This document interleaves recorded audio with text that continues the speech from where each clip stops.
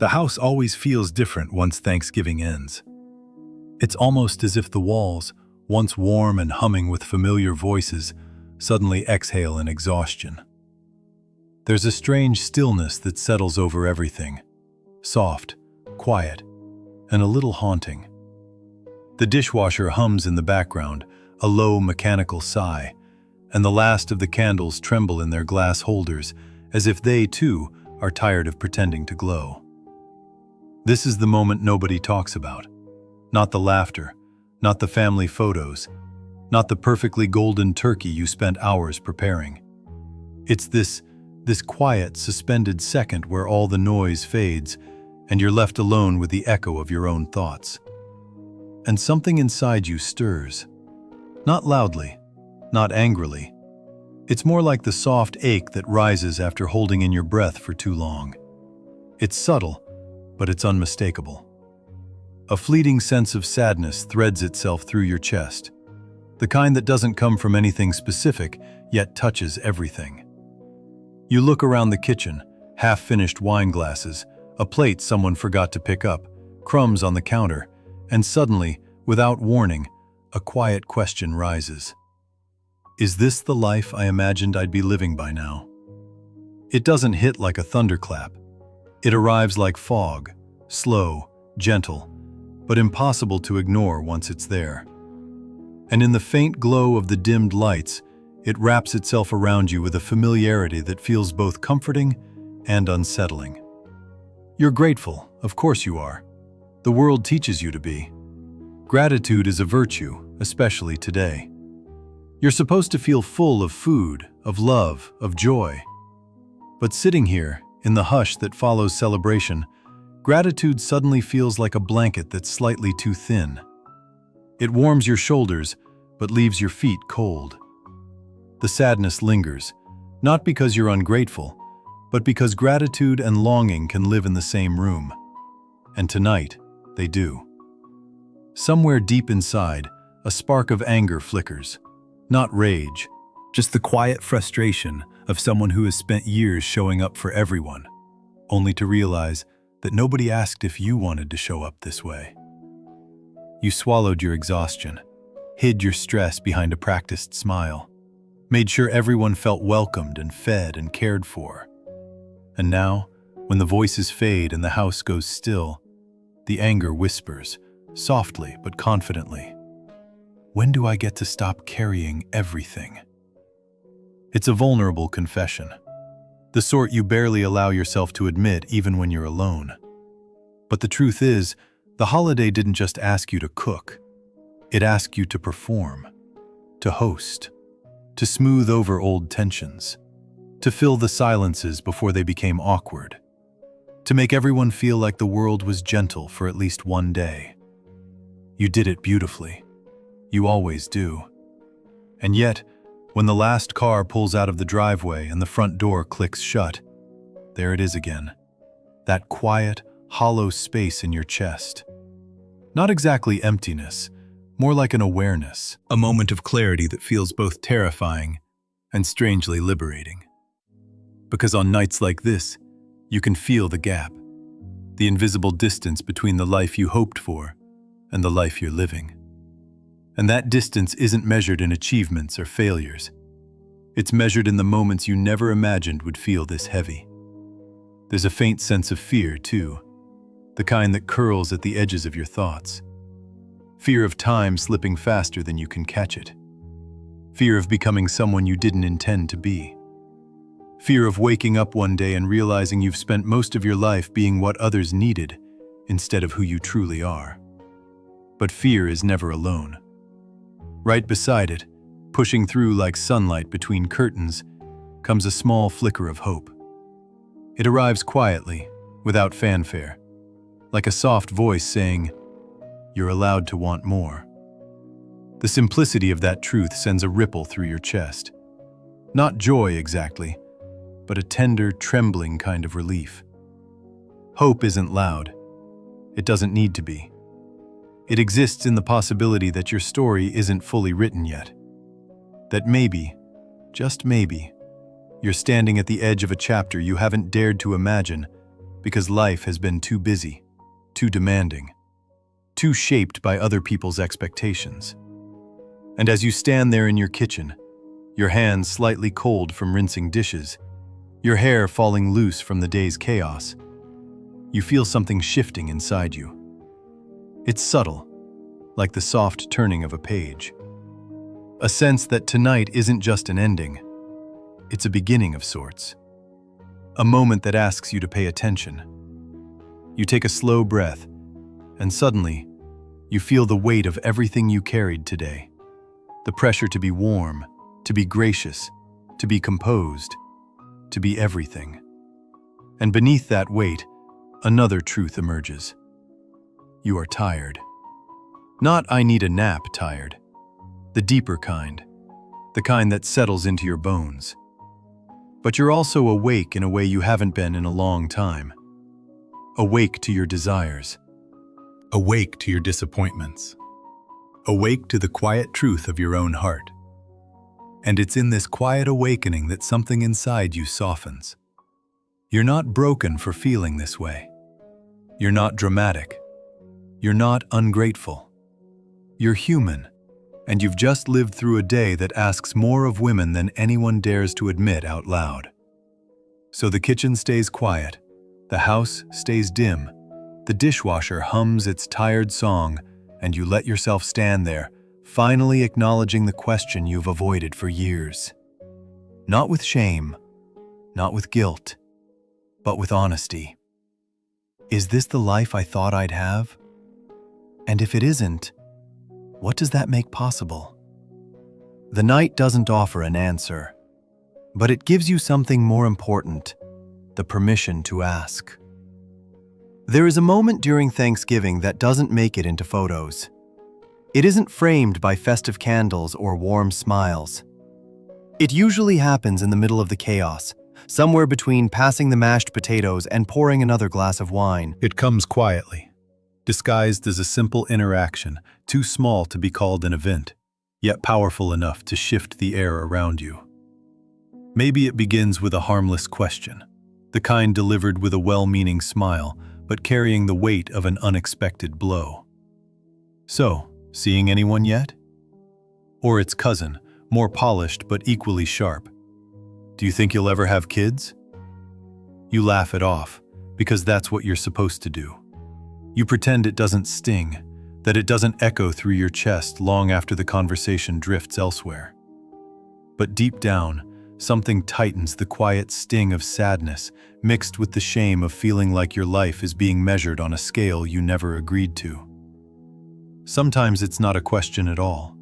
Sometimes it's the way someone looks at you, the soft tilt of their head that suggests concern, or worse, pity. That look is a thief. It steals the confidence you fought so hard to build and replaces it with the fear that maybe they see something in you that you've been trying not to admit. And then there are the comparisons. Families are fertile ground for them. Your sister arrives with her new baby, cheeks rosy and glowing with that effortless warmth people love to romanticize. Your cousin shows up with a fiancé who seems to materialize every dream she once sketched in the margins of her notebook. Someone announces a promotion, another talks about buying their first home, and the whole room lights up with praise. You smile, you clap, you congratulate them sincerely. But beneath that sincerity lies a flicker of jealousy that makes you feel guilty.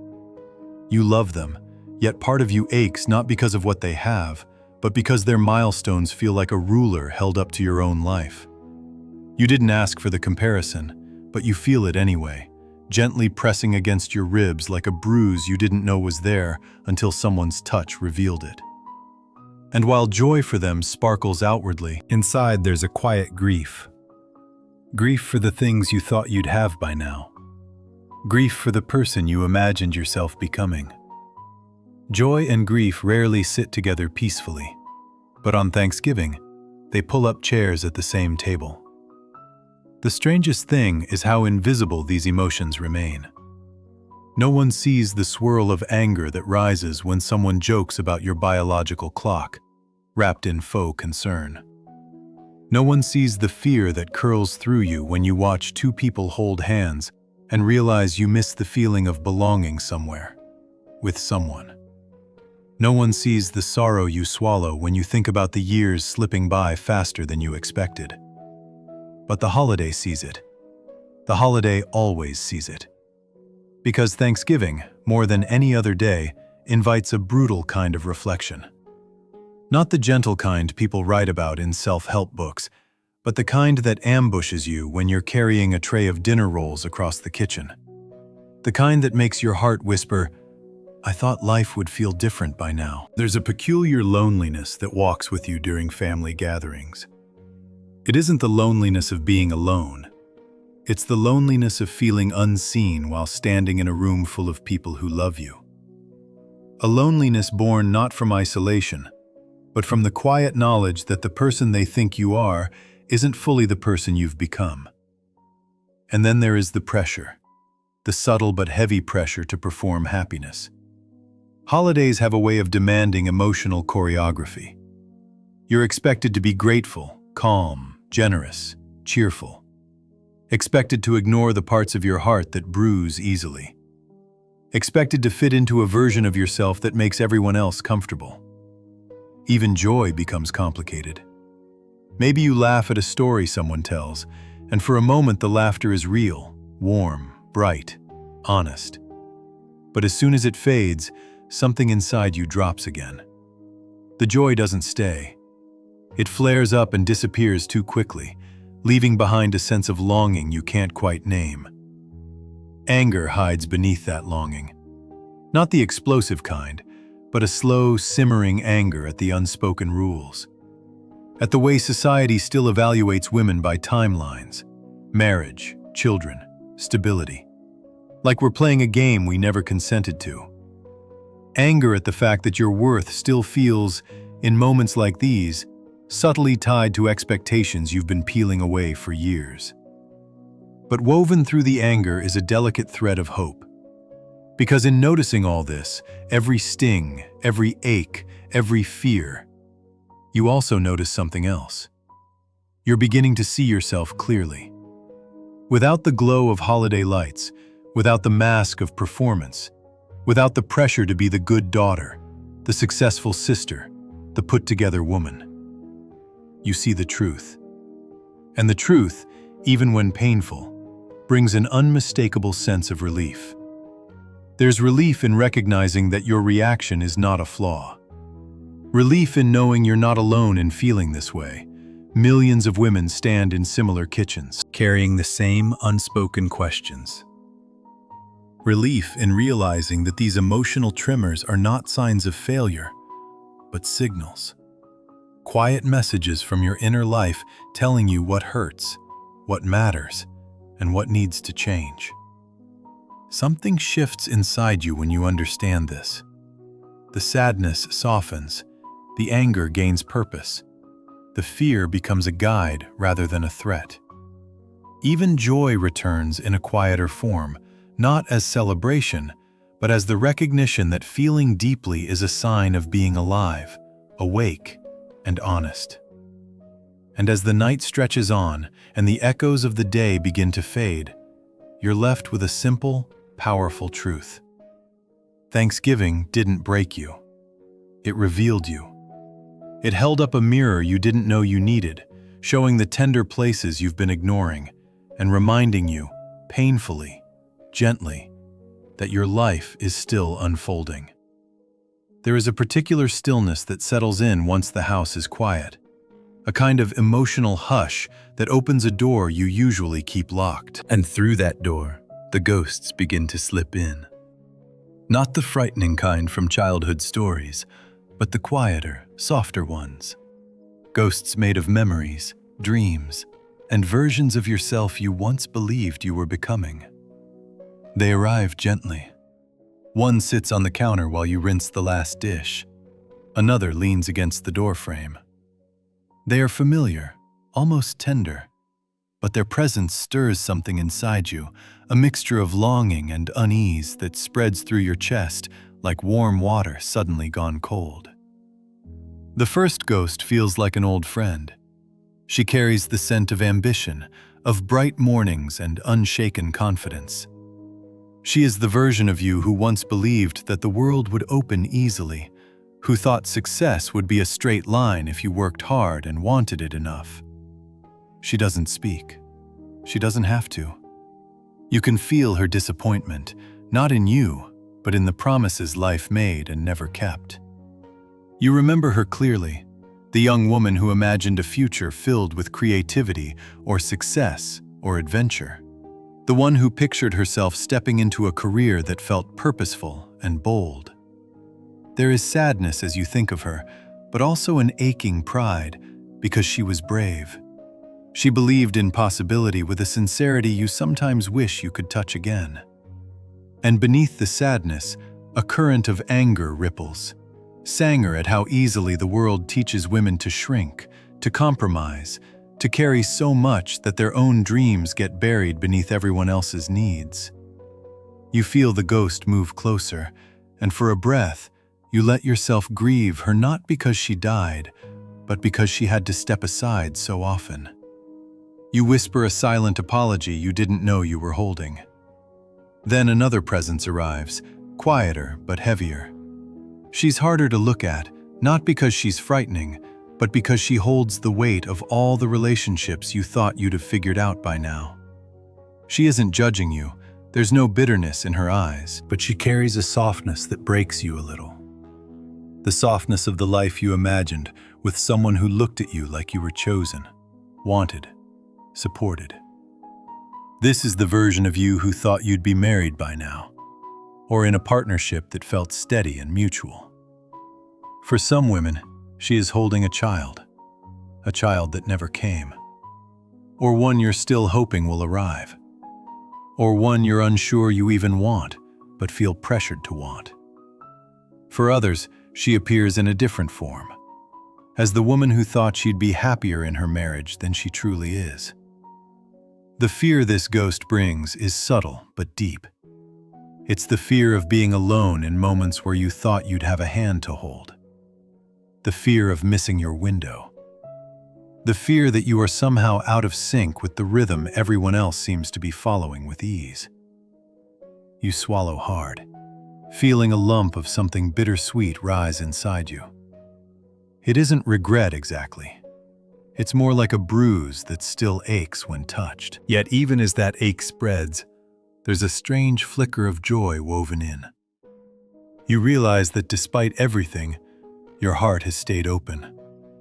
You have loved and lost and kept going. You have not shut down. And that resilience, quiet as it is, surprises you. It reminds you that you are not defined by milestones, but by the depth with which you feel and live. A third ghost appears, the most powerful of all. She doesn't belong to a single category of life. She is the keeper of the timeline. She holds the blueprint you were handed when you were too young to question it. You recognize the checklist immediately. Graduate by this age, career by that one, marriage somewhere in the middle, children not long after. A house, a routine, a life moving in predictable chapters. She stares at you with an expression that's hard to read. Not disappointed, not angry. Just expectant. As if waiting for you to explain why you haven't finished the story she was told you would live. And here, a very different emotion arises. Not sadness, not fear, but disgust. Not directed at yourself, but at the silent, rigid script that has followed women for generations. The idea that life is only valid when lived on a predetermined timeline feels suddenly suffocating. You feel the urge to shove that old blueprint into the trash, to tear it up piece by piece. It surprises you how strong that urge is, how much anger and rebellion rise in your chest. Yet the ghost doesn't leave.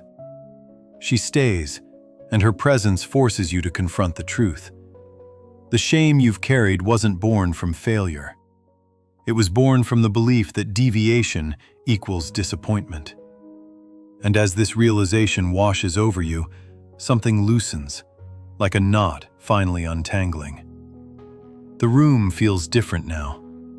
Not lighter exactly, but more honest. You're no longer hiding from the ghosts. You're allowing them to be seen.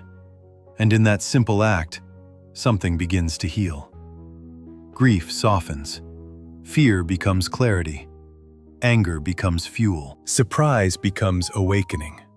Even joy finds its way back in small, tender ways, like a candle flickering unexpectedly in a dark room. As the ghosts settle around you, you notice something unexpected. They aren't accusing you. They aren't asking you to change the past. They are waiting, not for explanations, but for acknowledgement. They want to be integrated, not erased. You breathe slowly, letting their presence wash over you. And as you do, the distance between who you hope to be and who you are begins to shrink. Not because your life suddenly makes sense, but because you finally recognize that every version of you, even the ones that feel unfinished or delayed, belongs here. The ghosts don't vanish. They simply fade into the background, softer now, more familiar. And in the quiet they leave behind, you sense something new rising. A calm, steady curiosity about what kind of life you might build once you stop trying to match a story you never wrote. The night deepens. The house stays still. And for the first time in a long time, you feel something almost sacred. The truth that you are allowed to rewrite your life, even if the ghosts of old dreams still linger gently in the corners. There's a moment, somewhere between wiping down the counters and turning off the last flickering light, when the truth begins to settle into your bones. It's not loud or dramatic. It arrives the way fatigue does, slowly, gradually, until you realize you've reached the edge of what you can carry without breaking apart. You stand there in the dim kitchen, and for the first time all day, the quiet feels heavy rather than peaceful. It presses on your shoulders like a hand, reminding you of everything you held together. And suddenly, the exhaustion that's been trailing you for years rises with a clarity that makes your breath falter. You're tired.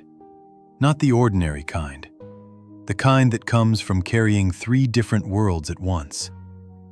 It always starts early. Long before the guests arrive, long before the oven warms up.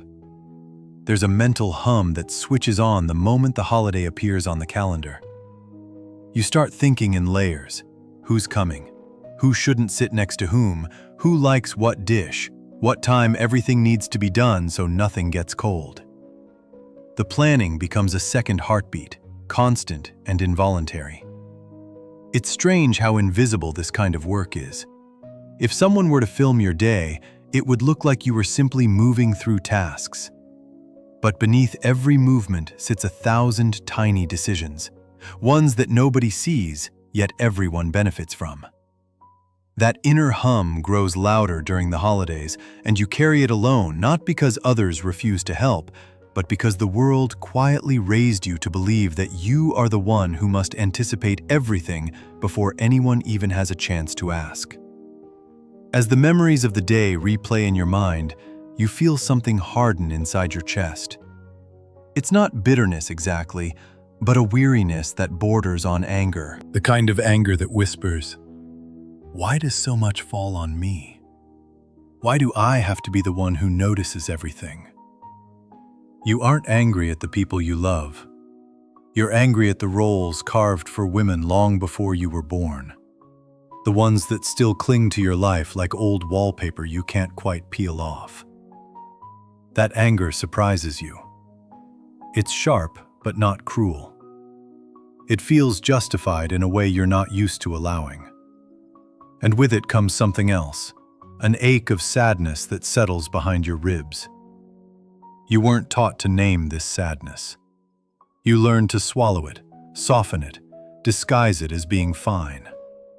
But tonight, the quiet refuses to let it slip away unnoticed. It's the sadness of realizing that in creating comfort for everyone else, you've often silenced your own. You press your palms against the counter, grounding yourself, and a sudden wave of vulnerability rushes through you. The fear in it is unmistakable.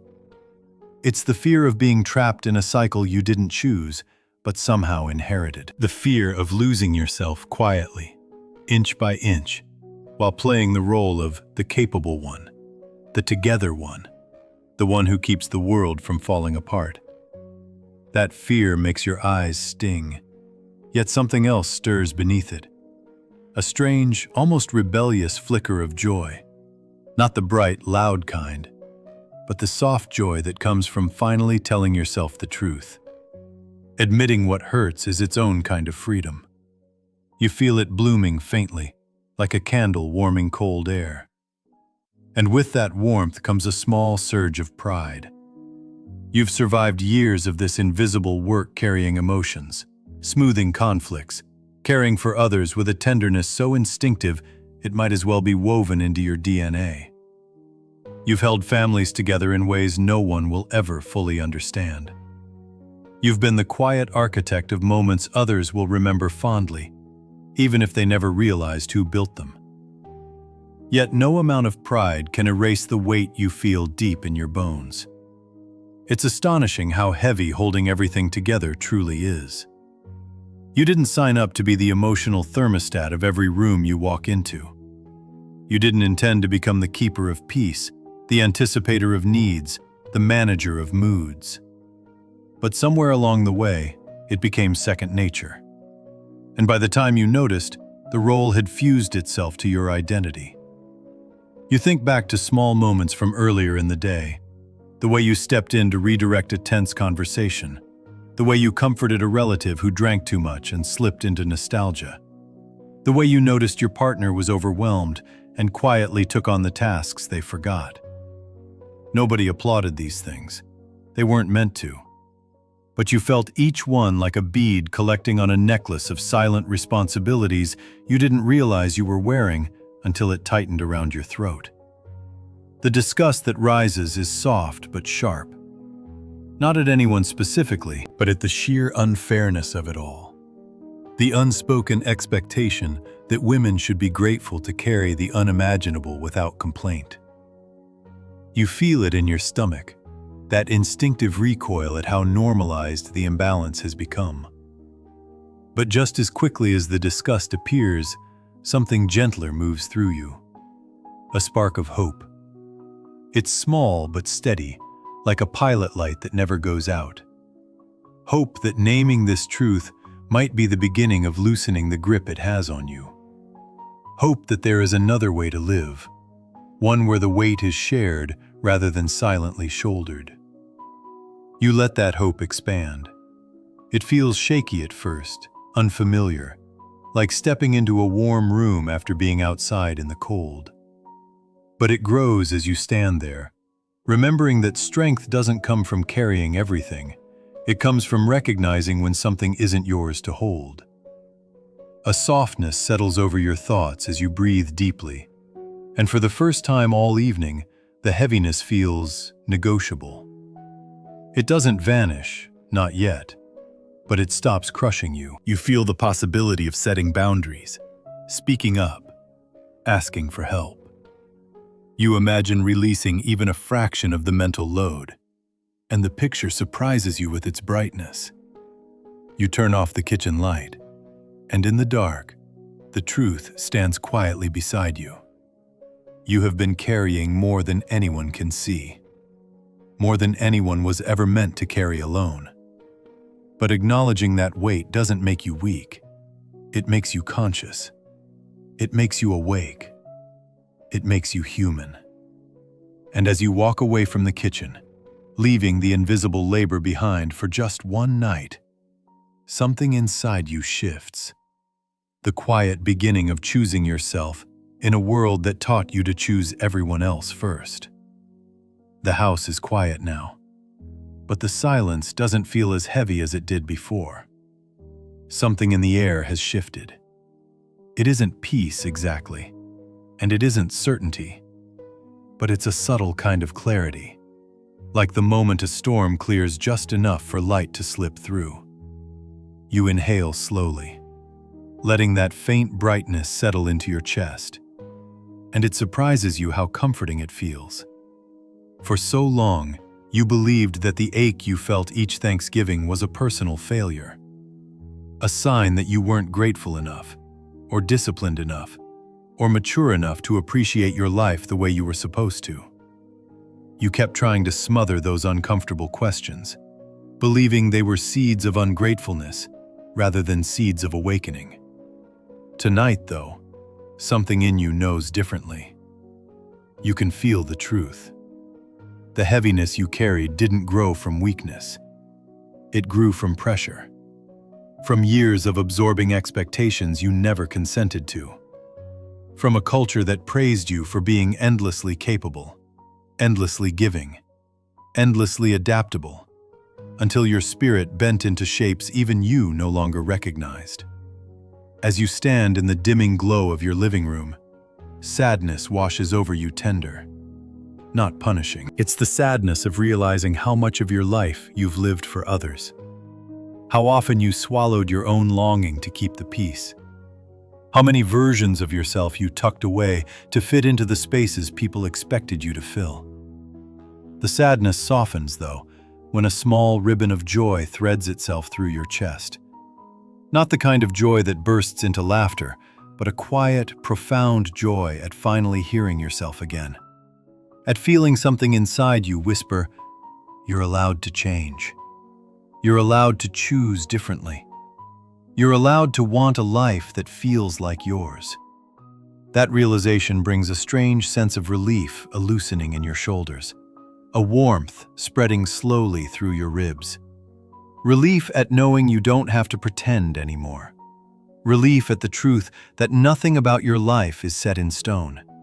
Even the parts you once considered failures begin to look less like endings and more like unfinished chapters. But where relief settles, anger rises too. A righteous, grounding anger. Not directed at yourself, but at the systems you were raised inside. The systems that told you a woman's worth is measured in service, in sacrifice, in stability. You feel this anger bloom, like fire, not destructive, but illuminating. It lights up all the moments you dismissed your own desires, all the times you apologized for needing rest, support, or reciprocity.